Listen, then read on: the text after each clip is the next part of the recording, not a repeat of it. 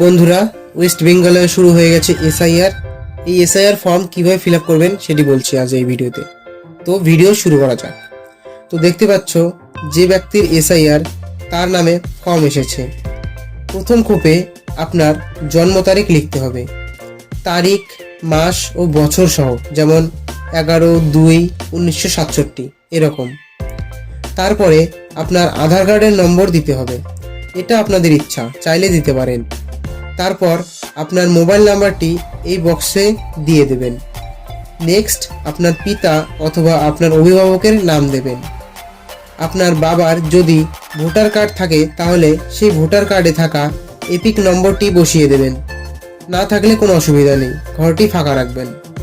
ঠিক এভাবেই আপনার মায়ের নাম এবং এপিক নং দিয়ে দেবেন। এবার আপনি যদি বিবাহিত পুরুষ হন তাহলে এই দুটো কূপে আপনার স্ত্রীর নাম এবং এপিক নং দিয়ে দেবেন।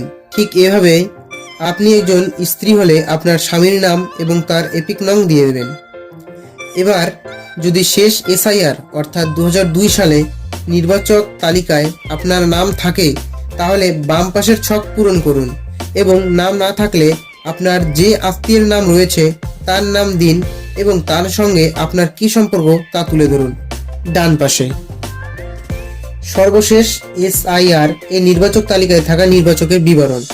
এই কোপে আপনার যে ব্যক্তির নাম সর্বশেষ 2002 সালে এসআইআর হয়েছিল সেখানে রয়েছে তার নাম লিখতে হবে।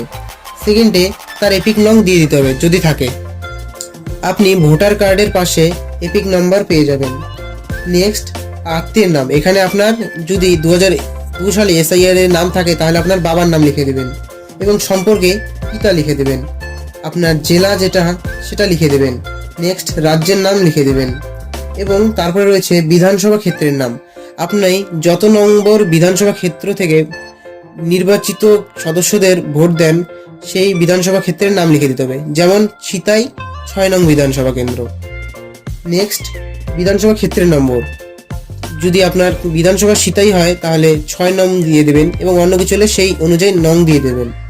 নেক্সট অংশ, আপনার 2002 সালে যে অংশ নম্বর ছিল অর্থাৎ পার্ট নং ছিল সেই দিয়ে দেবেন। তারপরে রয়েছে ক্রমিক সংখ্যা, অর্থাৎ ভোটার লিস্টের যত নম্বর ক্রমিক সংখ্যায় আপনার নাম রয়েছে সেই সংখ্যাটা এখানে দিয়ে দেবেন। ঠিক এইভাবেই আপনার ফর্ম ফিল আপ কমপ্লিট হয়ে যাবে এবং বিএলআরওকে এটি সমর্পিত করতে পারবেন। 2026 সালের নির্বাচনের সবাইকে অন্তিম শুভেচ্ছা এবং এরকম ইনফরমেটিভ ভিডিও পেতে চাইলে তুষার এক্সপার্ট চ্যানেলকে সাবস্ক্রাইব করে পাশে থাকুন।